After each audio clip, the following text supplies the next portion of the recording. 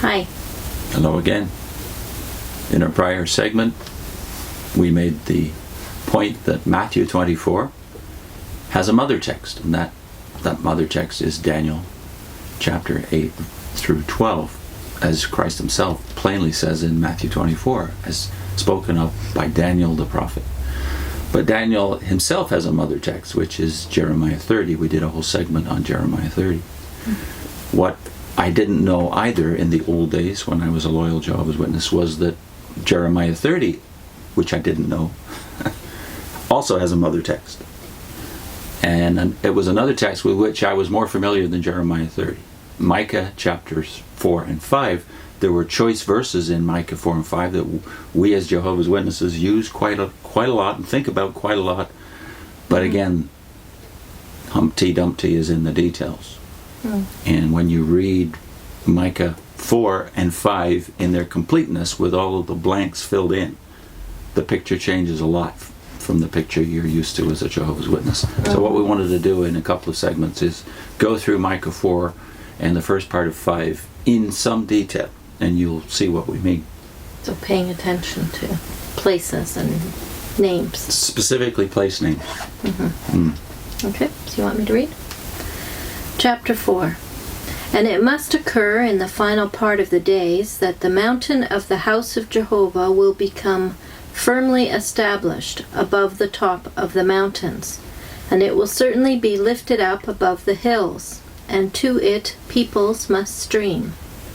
And many nations will certainly go and say, Come, you people, and let us go up to the mountain of Jehovah, and to the house of the God of Jacob. And he will instruct us about his ways, and we will walk in his paths. For out of Zion law will go forth, and the word of Jehovah out of Jerusalem. And he will certainly render judgment among many peoples, and set matters straight, respecting mighty nations far away. And they will have to beat their swords into plowshares, and their spears into pruning shears. They will not lift up sword, nation against nation, neither will they learn war anymore. And they will actually sit, each one under his vine and under his fig tree, and there will be no one making them tremble, for the very mouth of Jehovah of armies has spoken it. For all the peoples, for their part, will walk, each one in the name of its God, but we, for our part, shall walk in the name of Jehovah our God, to time indefinite, even forever. In that day is the utterance of Jehovah, I will gather her that was limping, and her that was dispersed I will collect together, even her whom I have treated badly. And I shall certainly make her that was limping a remnant, and her that was removed far off a mighty nation. And Jehovah will actually rule as king over them in Mount Zion, from now on and into time indefinite. And as for you, O tower of the drove, the mound of the daughter of Zion, as far as to you it will come. Yes, the first dominion will certainly come, the kingdom belonging to the daughter of Jerusalem. Now why is it that you keep shouting loudly? Is there no king in you? Or has your own counselor perished, so that pangs like those of a woman giving birth have grabbed hold of you? Be in severe pains and burst forth, O daughter of Zion, like a woman giving birth. For now you will go forth from a town, and you will have to reside in the fields, and you will have to come as far as to Babylon. There you will be delivered. There Jehovah will bring you back out of the palm of your enemies. And now there will certainly be gathered against you many nations, those who are saying, Let her be polluted, and may our eyes look upon Zion. But as for them, they have not come to know the thoughts of Jehovah, and they have not come to understand his counsel, because he will certainly collect them together like a row of newly cut grain to the threshing floor. Get up and thresh, O daughter of Zion, for your horn I shall change into iron, and your hoofs I shall change into copper, and you will certainly pulverize many peoples, and by a ban you will actually devote to Jehovah their unjust prophet, and their resources to the true God of the whole earth. Chapter 5. At this time you make cuttings upon yourselves, O daughter of an invasion. A siege he has laid against us. With the rod they will strike upon the cheek the judge of Israel. And you, O Bethlehem, Ephrathah, the one too little to get to be among the thousands of Judah, from you there will come out to me the one who is to become ruler in Israel, whose origin is from early times, from the days of time indefinite. Therefore he will give them up until the time that she who is giving birth actually gives birth, and the rest of his brothers will return to the sons of Israel. And he will certainly stand and do shepherding in the strength of Jehovah, in the superiority of the name of Jehovah his God. And they will certainly keep dwelling, for now he will be great as far as the ends of the earth. And this one must become peace. That was the first part of verse 5. In a prior segment, Daniel 11, we made the point that you ignore detail in prophecy at your peril. As Jehovah's Witnesses, we were familiar with some of these verses. They were used for our own purposes as Jehovah's Witnesses. One, for instance, obviously the most famous verse here on the planet, really, would be 5:2. Yeah. Which is, of course, commemorated if you've ever sung that famous hymn, O Little Town of Bethlehem. That's my favorite Christmas. Your favorite Christmas? Yeah. You couldn't have said that 35 years ago. No, but I do love that one. So, Little Town of Bethlehem, we're familiar with that from even our pop culture and church culture, and even if you're a Jehovah's Witness, you use this verse to prove Messiah. It's a messianic prophecy, so we used it that way too. So isn't it amazing, if you're a Jehovah's Witness, you could show someone a prophecy about this tiny town that's too small to be even a clan in Israel. This little town will give birth to a Messiah, and you want to show them how amazing it is that geographical detail is in Scripture. And you can trust the Bible, and you can trust God. So their to give you. Scripture is obviously literally interpretive. But you go back to chapter 4, and there's some familiar verses in chapter 4 too, if you're a witness, right? Yeah. Well, to most people, the nations learning war no more is familiar, as it's so similar to the Isaiah one. And by the way, I didn't know this years ago, but it seems to be a pretty firm conclusion that just as we have said Micah is a mother prophecy to Jeremiah, this chapter seems to be also a mother prophecy to Isaiah, who was of the same generation. So it appears, according to the majority of the commentators, that Micah said this first, and then Isaiah copied it and commented on it in Isaiah chapter 2. In our Isaiah chapter 2, in his own way. He didn't do a replication of the entire reading that we just did, but he certainly copied the first 4 verses almost word for word. So this text should be mastered, because if you're a Jehovah's Witness, you make an application of it that is in violation of what you just did with chapter 5. Bethlehem, you say, is literal.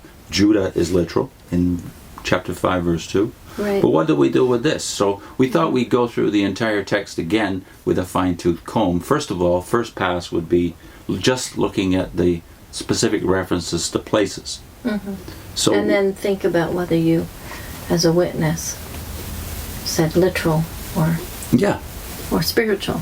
So why don't we just do that right now? We can do it in a few minutes. What's the first reference to a place here? Verse 2 has, out of Zion, law will go forth. And then the second one is also in there. the word of Jehovah out of Jerusalem. What do we do with that as witnesses? Well, I think you're trained to think automatically that we're talking here about heavenly Jerusalem, heavenly Zion, and somehow it's all funneled through Brooklyn, Bethel, in our day at least. Mm-hmm. And then the next reference is in, let's see. We have a third reference in... all the way down to verse 7. Jehovah will actually rule as king over them in Mount Zion. Now, is that a verse we're even familiar with when we're witnesses? No, I don't think I would have been that familiar with it. No. So when Jehovah's Witnesses quote this chapter, they generally quote down to verse 4. Yes. Don't even use verse 5. Now, I do remember in the 1970s, we had a year text. Yeah, we did. All peoples walk each in the name of its God, but we, Jehovah's Witnesses, will walk in the name of Jehovah our God forever and ever. But of course, we in Micah is Micah and his people. Yeah. So what you have here in verse 5 is a clear prediction that Israel's destiny will be to have Jehovah as its God, Yahweh as its God forever. But other peoples aren't given such a destiny. They are in verse 5 said to be walking in the name of their God to some indefinite time in the future. But the rest of the chapter speaks to that, because in verse 3 it plainly says he will judge between many peoples and decide for strong nations far away. So one day the nations will recognize the God of Israel as being their God too. Right. But it's a clear prophecy, verse 5, so I can see why we would have left it out. It predicts that Israel will always have Yahweh as its God. And this is 2,700 years ago. So let's go on with the place name. So you've got Zion in verse 7. And then in verse 8, you've got the daughter of Zion. The daughter of Zion. And then the daughter of Jerusalem. Yes, in the same verse. And then in verse 10, you have, O daughter of Zion. And a reference to another place now. You shall go to Babylon. Now, of course, we know that in Micah's day, Babylon wasn't the chief world power. Assyria was, but Babylon was already a prominent city. And it became prominent when Manasseh, who was ruling just after Micah's ministry, came to power and was finally exiled after his dastardly reign in Jerusalem. He was exiled to Babylon. And Chronicles says he repented. Right. So Babylon is a literal place. Which begs the question of, okay, what's the pattern here so far? So let's go on. Verse 11. Yes. And may our eyes look upon Zion. Now what's the setting here? This is the nations. Well, that they're saying, may our eyes look upon Zion. Let her be defiled, the English Standard Version says. Many nations are assembled against you, Zion, saying, let her be defiled, and let our eyes gaze upon Zion. So again, as we saw in Daniel, there's a conspiracy of violence against Zion, a literal city. Right. And then you've got another reference to that in verse 13 about the outcome of that battle or war that will be fought there. Daughter of Zion, I will make your horn iron, and I will make your hoofs bronze, and you shall beat in pieces many peoples. So a final war going on between Zion and these various nations that attack it. Right. We saw that in Daniel chapter 12, called the Great Tribulation. And then in chapter 5, 2, you've got the Bethlehem Ephrathah, the one that we said was so famous, and Judah. So Bethlehem and Judah we would take as witnesses quite literally, but not Zion and Jerusalem. Yeah. There will come out of me a ruler in Israel. Same verse, 2. So that's 13 that we've references. And there's and then one more. There's one more in verse 3. And the rest of his brothers will return to the sons of Israel. So you're stuck even in that limited context of chapter 5 with the dumpty factor is that you take Bethlehem Ephrathah literally, and you take Judah literally, but you don't take Israel literally. Yeah. It's plainly saying that this one who is struck who is the judge of Israel, who is struck on the cheek, the same one who is born apparently in Bethlehem, one day he will, it says in verse 3, give them up.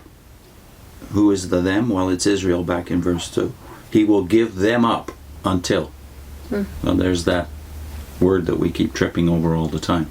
Yeah. In Matthew 23, in Luke 21, 24, the appointed times of the nations. And the until is until the time that she who is giving birth actually gives birth, and the rest of his brothers will return. Yeah.